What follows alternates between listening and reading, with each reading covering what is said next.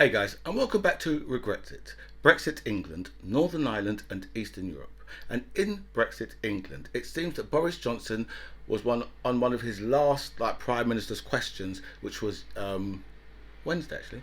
So, and it seems Boris Johnson thinks he's going out as some type of hero. I said, well, what the hell could have given that idea? Because Boris Johnson believes that he's got all the big decisions right. And I said, well, did you? Really? We've got 200,000 people dead through COVID. Right? So what part of that decision do you think you've got right? And it's the way how other people come on the radio and they speak over Boris Johnson and they'll say, oh, well, look, he's done pretty well through COVID. And you think to yourself, are you just stepping over the 200,000 dead people? Is that what you're doing? Because they've got to be.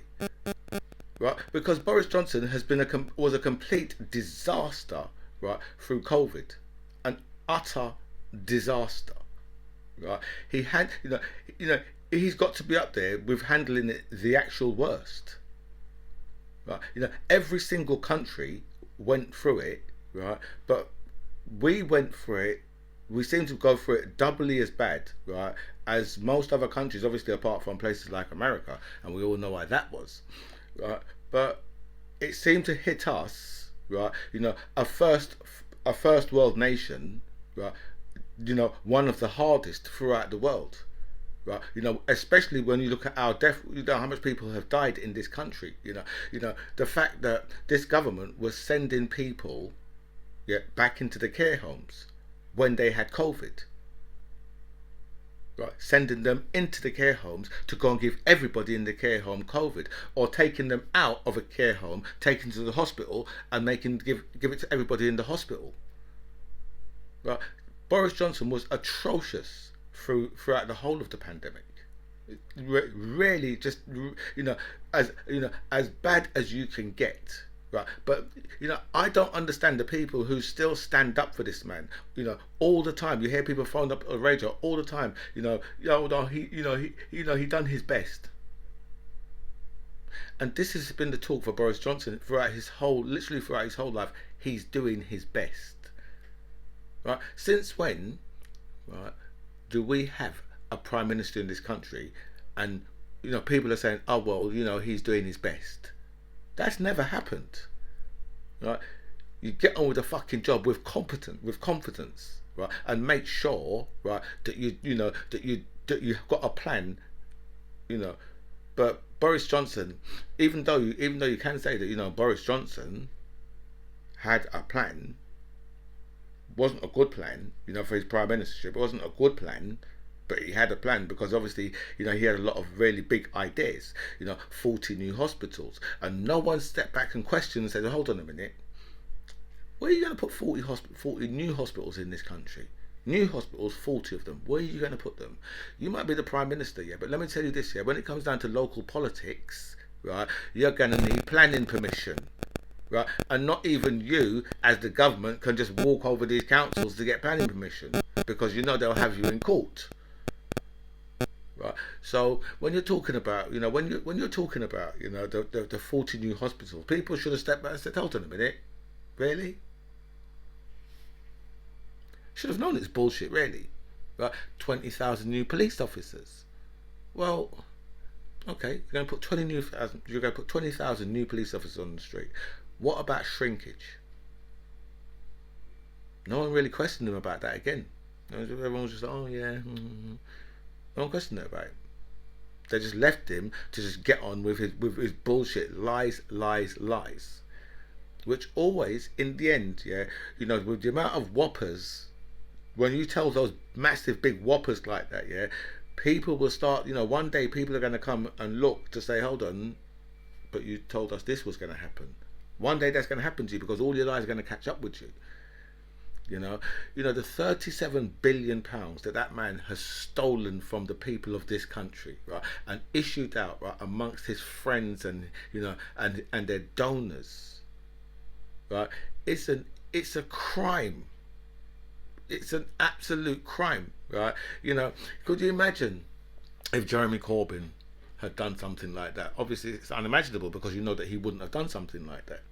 Wouldn't have taken £37 billion, right, and given it to. He would have taken, might have taken £37 billion and give it to us, but he wouldn't have taken it and given it to all his friends and donors. You know, and so, but Boris Johnson will still tell you, he'll still insist, right, that this is a man who got all of the big decisions right, and he's leaving Downing Street, yeah, with his head held high, not as a prime minister in utter disgrace, right, one of the first prime ministers to get fined, sorry, the first prime minister to get fined, yeah, along with his chancellor, right, to, you know, for them to be criminally fined by the police, right, for breaking, right, rules that they have imposed on this country. In fact, laws, because you can't get fined, yeah, for rules. You get fined for laws, right? So for breaking laws that they brought in themselves. Right? And you know, all the nonsense about, oh well, you know, I didn't know it was at a party. How stupid have you got to be in the British public to actually still say, you know what, well, you know, he didn't know it was a party. Well, it's happened to me on plenty of occasions where I've, you know, been out and I didn't realise I was at a party. It was a Tuesday afternoon, and the next thing I know, it was a party and a Saturday night. Do you know what I mean? But you know, this, you know, all of the different nonsense. Do you know what I mean? You know, goes to Parliament and says to them there was no parties. And then what, 21, 22 parties later, I'm sorry, you know, you know, these things shouldn't have happened, and it was all the staff's fault. You know, all of the civil servants, it was all of them partying, you know, with wine and sick all up the walls, and my child's swing broken. It's everybody else's, everybody else's fault. He was at Checkers at the time. For one of the parties, he was at Checkers. Right? But he went there and categorically said in the House of Parliament, I did not have any parties. And all that come out, right? And then, right, you go to the oven-ready Brexit deal. Right? Boris Johnson, right, told the people of this country he's got an oven-ready Brexit deal. And they need to change the deal. Right? And then they'll just come out openly and say, well, you know, it was, we knew that we were going to, the EU's like, well, you might have known that, but we didn't know that. We didn't know that you'd want to renegotiate this deal so quickly. We didn't know that. But they're telling the British public, oh, no, we say, you know, we knew this was good. Contracts don't work like that, as you can tell how the EU stance over it, because they're just like, well, you've signed it. You know, if this was like 10 years later and they went back and they were saying this type of thing, right, then that would be different. But you know, when you're talking about what, 17, 18 months later, you're going back and you're begging them, oh, we need to change this, right? And if you don't change it, we'll bring in new laws so we can change it, and so we can have a trade war with you. What kind of trade war? I don't know, because all I know is that a trade war is going to hurt us more than anybody else. But you see, Boris Johnson's reckless nature has brought this country to this, right? It's given over, right? It's let Ireland be annexed away from the United Kingdom. Ireland is like, you know, Ireland is the EU, so it's allowed, you know, Northern Ireland to be annexed, right? And all for what? Even when like, you know, the Tory members was asked, you know, the hardline Brexiters said, well, we don't mind losing Ireland. That's basically what they said. They said that. And then they wonder why our closest cousins, our brothers, the Scots, want to get the hell away from us, right? Which is going to lead to our next brothers, the Welsh, getting the hell away from us, right? And Ireland, obviously Ireland's already gone. That's been annexed already. So you know, so then we are literally just going to be England, and that is what the Brexiters has wanted all this time. And welcome back to By Any Means Necessary. Thank you so much for all your messages sent me, and a special thanks to everybody who signed up to my channel. I feel so blessed with so much people that signed up, so thank you so much for that. I'll go through all your messages, I'll answer as many as I can, but I will like all your messages for definite. We have to say RIP to Ivana Trump. who has passed away, I believe, age 72 at her house in New York. She's Donald Trump's first wife, obviously the mother of Ivanka, Don Jr., and the other one who no one can ever remember because he's a damn idiot, Eric Trump. She's the mother of those three. Do you know what I mean? So we have to say R.I.P. to her. Obviously, Donald Trump had many affairs on her. So and obviously I think she must have been like a model back in the day and age. So as I said, 72 years old, passed away. Well, let's hope peacefully at home. But she was in contact with Donald Trump on a weekly basis while he was in the. I only heard this story yesterday. On a weekly basis, that she was in contact with him. I mean, she used to always refer to herself as the First Lady. So R.I.P. to her. And you'd be glad to know that Kevin Spacey is back in the United Kingdom, right? And you're thinking, yes, he's here to do a movie. The only movie he's here to do, is in the Old Bailey, because he's in the Old Bailey and think, wow, that's the big one. See, when you hit the Bailey, right, in this country, as a criminal that your ass has made it. If you go to the Bailey, I've known a couple of people who've gone to the Bailey, right, and they say, yeah, man, you've made it. I won't want to be in your shoes ever, but you the man. Right? So Kevin Spacey's back in the United Kingdom because he allegedly, he's been interfering with 3 different men. I think it's 10-15 years ago. I think it's that type of time span that this has happened in. But so he's I think I'm sure his career was just. Yeah, because I'm sure he's shooting a movie and his career was just getting back together, right? And then all of a sudden, the British decided, you know what we're going to do, right? We're going to sling some charges on you, right, from the CPS in this country, right, and bring your ass back to the UK, right? Because apparently you raped 3 men, Kevin Spacey, apparently. So I don't know, do you know what I mean? But, obviously he's going to get, he must have got bail because this was yesterday, I think he had to appear in court. So he must have got bail. And he'll be able to go back to America because obviously he's proved himself, that he is prepared to come back. But then again, when you're Kevin Spacey, it's going to be kind of hard, right, to hide yourself. Right now, whether or not he's found guilty, I mean, because if he's found guilty, then he's going to jail, right? There's no. Could I have a word with you, please, Your Honour? There's none of that, right? You go to prison for rape, right? Right, for rape, men or women, it don't matter, right? Your ass is going to prison, right? So he wants to hope, right, that he can get away with this somehow. But I think we've got 3 different allegations here. You see, one allegation, like the police would be like, yeah, not really, because it's just your word against his, isn't it? Right? 2 allegations come in, the police will be like, well, I think we have something to speak about, right? And I think the CPS, right, are going to have you in court. Right? 3 come in, they're like, well, you know what? We're just going to arrest you. We're going to arrest you, put it to the CPS, and they're going to charge you. Right? With 3, right? Because that's how that shit works. 1, 2. Well, they've got service. 3, nah, man, that's it. Do you know what I mean? You're not going to get. You're not going to. Because it's kind of difficult to convince a jury when you've got 3 different people. Right, because obviously, he's going to say the motivation for these men, right, is obviously going to be money, right, and they want some gains, right, monetarily. That's what they're looking for. That's what he's going to say, right. Now, with one person, 2. You might, with one person, a famous person can get away with that, right? Unless you've got some stronger evidence, some video evidence or something like that, right? A famous person is going to get away with that over one person. If it's just one person and it's just your word against theirs, they're going to run with that, right?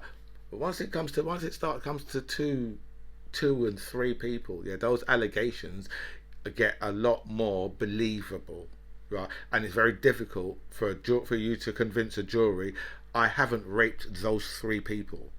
Because these are 3 people who don't know each other. I assume, right? So it's very difficult for you to get away, and say, well, never seen them in my life. Right? All three of them wasn't me. You just do a shaggy. Say, wasn't me. And I think that's what he's going to have to come over with, but I don't know. It's going to be difficult for him. Kemi Badenoch,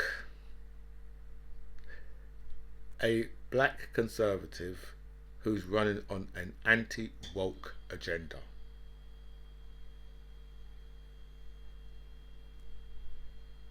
I don't get it either. I don't know why we have to have these people representing us. Right? She has to prove to the white folks, right, that she is more racist than them. She has to prove it to her. And every day she's like a little puppy. Every day. Last night she was on the radio and she said, I don't see colour. Right. Now I knew that there was a reason why I wouldn't like you before I even knew about you. Before I even heard your name, I knew that I wouldn't like you. Before you came back to this country from Nigeria, I knew that I wouldn't like you. While I was at school and you was at school, I knew I wouldn't like you. How the fuck can a black politician turn around in this country and say, I don't see colour? Go fuck yourself, you fucking idiot. Coconut coon. The problem with that is, right, is that I want white police officers not to see colour. I want white politicians not to see colour. I want white bank managers not to see colour. Those are the people who I don't want to see colour. Right? I want school teachers, white school teachers, not to see colour. Because I'm living in a country what's perceived to be, right, a white country. Even though it's really multiracial. But it's perceived to be a white country. Right? And yet for all, we've got representation, a black woman, right, who is so ashamed of her own skin that she will say, I don't see colour. You know who else used to do that? O.J. Simpson used to say, oh, I'm not black, I'm just juice. And then where does his ass run back to when he needs the help? Where did he run back to? Straight back to the black community. Right? Where was it he was living in Brentwood? He said, when he went to Brentwood, he said, I never knew so many niggers was in Brentwood. When he saw the reception for the people who come out to welcome him. Right? And now we've got this black politician, right, so eager to please the white folks. That she's like, I don't see colour. What kind of an idiot thing for that is it? For a black politician to say that's like a black police officer saying that to you, because then you know to yourself, you know what, I'm just about to get fucked up. If a black police officer says that to you, you know you're just about to get fucked up. Right? There is no taking away, right, what it means to be a black Brit. There's no taking away. We all understand it, but you've got these people, right, who will say to you, "Oh, I've never seen any racism, never ever, not once." I say, well, you know what? Yeah, you should have listened to the radio the other night when I was listening to people making all sorts of different excuses why not to vote for Rishi Sunak.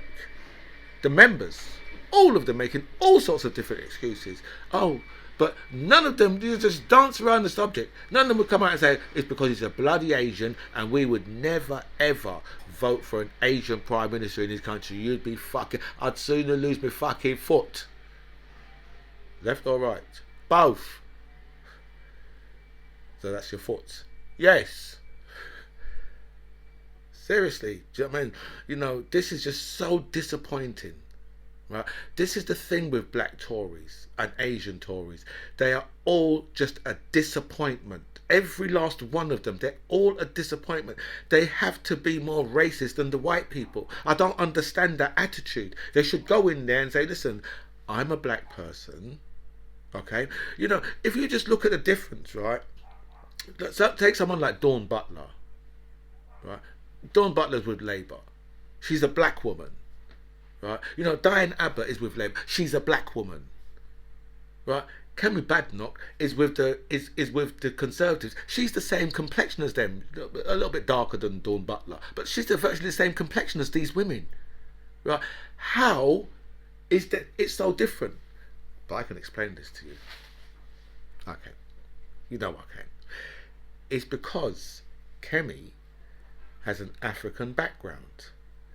Okay, so she's from Nigeria. She was born in this country, yeah, but she grew up in Nigeria. Now, she never went through slavery. Okay, in fact, right? In fact, you'll probably find that she has come from one of those families who sold slaves. So you see, it starts to all make sense, right?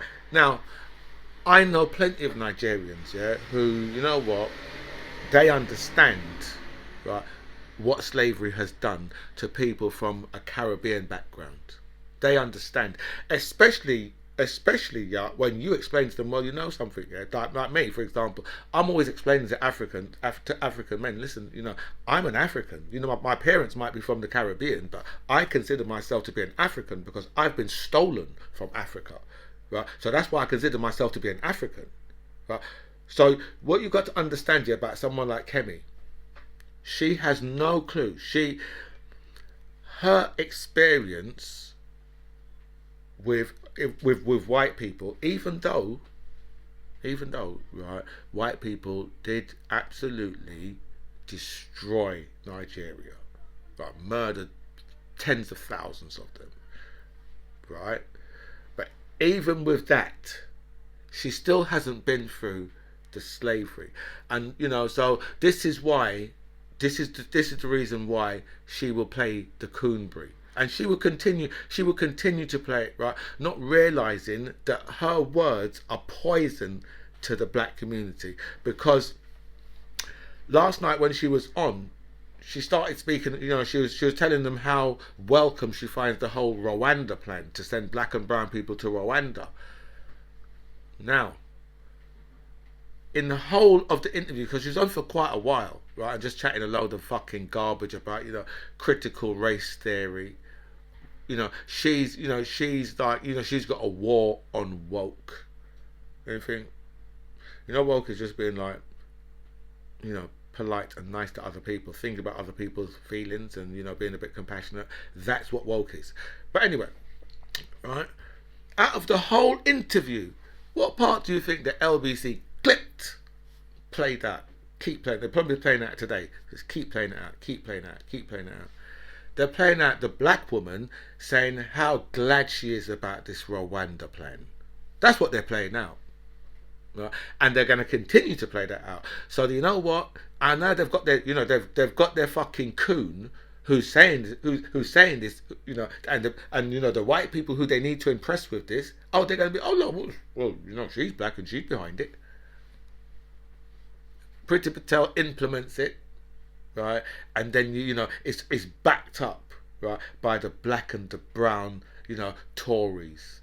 Always say, right, that black and brown Tories are always the wrong black and brown people. There's not one of them who I can say that is a black and brown Tory, right, that acts like a black or brown person. Now I'm not talking, you know, we're not a homogenous group. Right, that's, you know, that's very far from what I'm saying, right? But what I'm saying is this, right? Is if you sit in a room, right, and you sit in a room and you are a minority in that room, and people are saying to you, we want to send people that look like you away from here because we don't want them here. That right there is the wrong black or Asian person. That's the wrong one right there. We are looking at benefits for pets. Now you see what the people in this country really are like, right?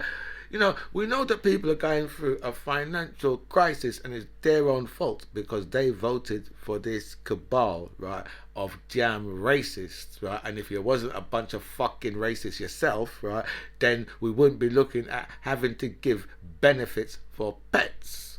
And what do you think the fight now's going to be on that? Because I ain't no problem with that. I mean, I'd sooner that, right, than my money go and spend on, they're going to spend my money on some type of war machine, right? I'd sooner my money be taken, right, and they spend it on benefits for people's pets. Because, so much people are saying, well, you know what, my pet's costing me an extra, like, £17 a week to keep the pet. Right? And obviously a lot of people are saying, well, I can't afford that. So obviously, they'll just throw the pets out, abandon them, take them to rescues and all that type of thing. Do you know what I mean? Because, a lot of people, the pet might be, it might be, a member of the family, but, until you can't feed it no longer, then it's no longer a member of the family. But, something, right?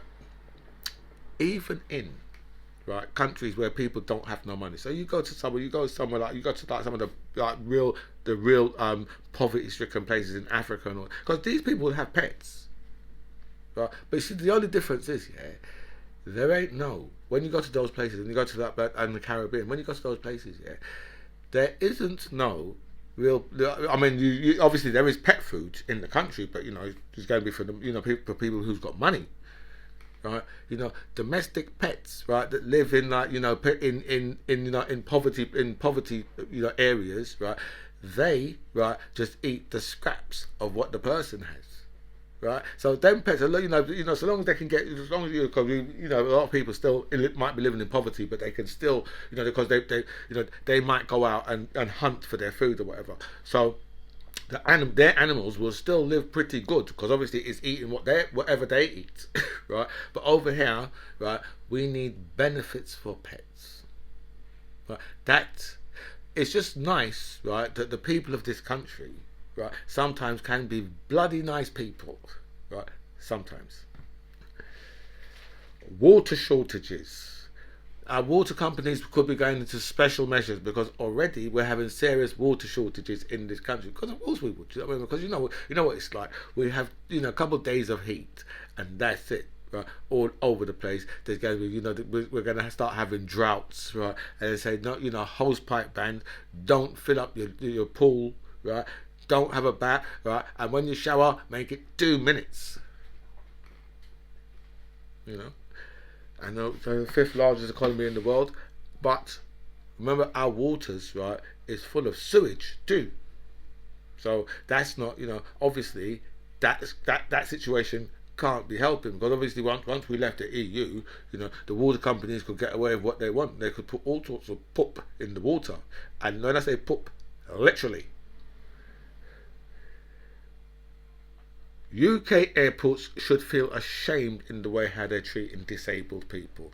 Disabled people are having to pull themselves off of aeroplanes. Right? But the problem is, there is a problem here, and that is they're all short-staffed. And I wonder why that is. That's because you people are a bunch of stupid ass racists, right, who voted to lose your own freedom of movement, thus, right, kicking out all the people who was over here to help and do the jobs, right, that there's not enough of us to do. I can't even say that the jobs that you don't want to do. Do the jobs that there's not enough of us to do. Right? We've got food rotting in the fields, right? And you've still got these people saying, Brexit is a brilliant idea. Right? Aviation, right, is fucked up in this country. I mean, aviation is terrible all over the world, right? But if you notice, right, how bad it is for us. There's bags in Heathrow that have just been there for weeks. Right, the people have been on holiday, they've come back and they're booking up a next trip. Right, and so you know what? You've already got our bags. Right, we're not bringing no more bags. You've already got our bags at Heathrow. Right, just find them and just no. There's so many bags in Heathrow, right? They have no clue what the fuck to do with them. How are they going to get all those bags back to their owners? It's virtually an impossible task because there's so many.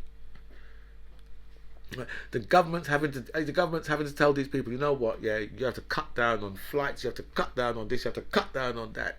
Right, because obviously these guys have been booking up, and they said to us, you know what, the furlough scheme, don't worry, right, the furlough scheme is going to keep all these people in work. The furlough, it's going to be good. What the fuck happened? What the fuck happened there, right? Because all of these people have got, but then again, you know, a lot of people have gone and they've got, like, you know, new jobs, right? Jobs where the hours, right, aren't, well, you know what, you have to get up at, you have to get up at 3 o'clock in the morning because at, you know, at 4:15 you have to be on a desk, you know, stamping tickets, and we're talking AM. Right, so you know so that's what a lot of people, because it's so it's unsocial. Those hours are really unsocial, so people can go and get job in places like Amazon and them type of things, right, on the same money. You know, maybe even more, but on the same money, maybe, right? And they can get them type of jobs where, you know, they get a much better standard of living. So, you know, but that's what, you know, all of those things, yeah, is what the furlough was supposed to make sure that, you know, once we reopened, that all of these businesses was there to start servicing the people straight away. And what happened? Oh, Boris Johnson was in charge of it. So obviously it was always going to be a clown show. Ambulance services are under so much pressure, right? This type of pressure, yeah, they normally hit in the winter, but obviously, you know, they're gonna try and start blaming the hot weather, but ambulance is something that we've been speaking about for some time now. And remember, right, that, you know, there's like a 48, you know, some people have had to wait 48 hours for an ambulance, and then when it turns up, the person's dead. Yeah, so 6, 7, 8, 9, 10, 12 hour wait is nothing nowadays, waiting for an ambulance. Most of the time they're saying to you, you know what, can you just get the person down here yourself, or can you drive down here yourself, can you get yourself into the hospital yourself? Because they haven't, you know, and obviously even when you get to the hospitals, right, you know, there's a distinct lack of staff all over the place, right? But you know, this is what you get when you have a Tory. This is what you get when you have a Tory government, right? You know, I can't remember. You know, I can remember like the last parts of the Thatcher government. I can't remember I don't know what the country was like before Thatcher took over, right? But I remember the last parts of the Thatcher government, and then I remember Labour coming in, right, and all of a sudden, all of our services, right, just got so much better, right? You know, with regards to hospitals and, you know, and schools, all of those services just seem to get so much better. And then we've had like, you know, 13 years of Tory rule, right, and they have come in and they have just destroyed everything. Everything in this country is in chaos. So it's no wonder the ambulance services are in complete meltdown. And obviously, you know, over the next few days we're going to have some really hot weather, because they're looking at like Monday, Tuesday, and now I've heard about temperatures like, you know, between 36 and 40, you know, on Monday, Tuesday. So I don't know. I mean, whether or not we're going to get those type of temperatures, because they was predicting 40 for this weekend. So whether or not we're going to get those type of temperatures, but I do know, right, that this country, right, has been absolutely trashed by the Tories, just completely trashed. And then we've got ambulance strikes coming up. You know, we're going to have, I've seen dates for the 18th, the 20th, the 27th, all for July, because we've got so many different, all the rail unions, I think, have voted to go on strike. So that's going to cover all of the companies. So obviously, around that time, and I think it's the Commonwealth Games or something around that time. So we're going to have a massive meltdown around then. Lord Frost has described Penny Mordaunt as lazy and unworthy of being the Prime Minister. And if anyone would know who's lazy and unworthy, it would be Lord Frost, right? Britain's most unworthy lord, right? You know, this is a man, right, who actually designed, I'm sure he designed most of this, the Brexit deal, right? And so, if he believes, yeah, that he can say anything to anybody, right, about anybody else, their competence, right, or whether they're lazy or not, I think he should just take a long look in the mirror. But I can tell you, yeah, that Penny Mordaunt, right, I believe is going to be our next Prime Minister, because you've got it looks like that she's going to go up against Rishi Sunak, right? And let me tell you something, right? Rishi Sunak, right, never had a hope in hell of being the Prime Minister. The only way he was going to be Prime Minister is if he was in the last two and the other person dropped out, or if he was in the last two and the other person was black or brown. Okay? He's got no chance. He had no chance because the members would never ever vote him. You know, they're saying, oh, well, you know, Rishi Sunak wanted to go up against Hunt. Who's out? Right? I was expecting the Hunt to be out because they've had plenty of chance to make Hunt the Prime Minister. Hunt thinks because, you know, I'm this clean cut, right, you know, looking boy next door look, right, he thinks that puts him in swing to be the Prime Minister. But there's too much people in the Conservative Party that don't really like him as such, right?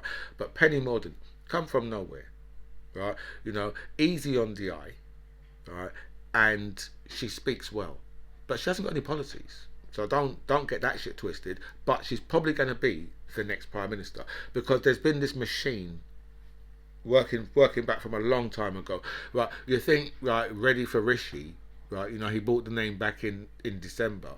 You think, you know, they was probably plotting long before that, because all of them would have known that Boris Johnson hasn't got long for this premiership, so they would have all known that, right? So they've all so much of them are already backing Penny Mordaunt, and all she needs to do is get to the last two, right? Because she has managed to sort of distance herself away from Boris Johnson, right? You know, even though Tom Tugendhat, right, wasn't, you know, he's got basically nothing to do with Boris Johnson, but he's got the wrong look. When you look at him, right, you look at Tom Tugendhat, right, and he's half scruffy, not as scruffy as Boris Johnson, but Boris Johnson always had that. That was Boris Johnson's thing. He carried that off, so that was always his thing. Tom Tugendhat, you look at him, he's a bit too scruffy, right? You know, he's not really like badly scruffy, but when he looks like one of them people, yeah, who it doesn't matter what kind of tailor you put on him, the suit is never ever gonna look pristine on him. Boris Johnson didn't need to have that, but a Prime Minister of this country actually does need to have that. Right?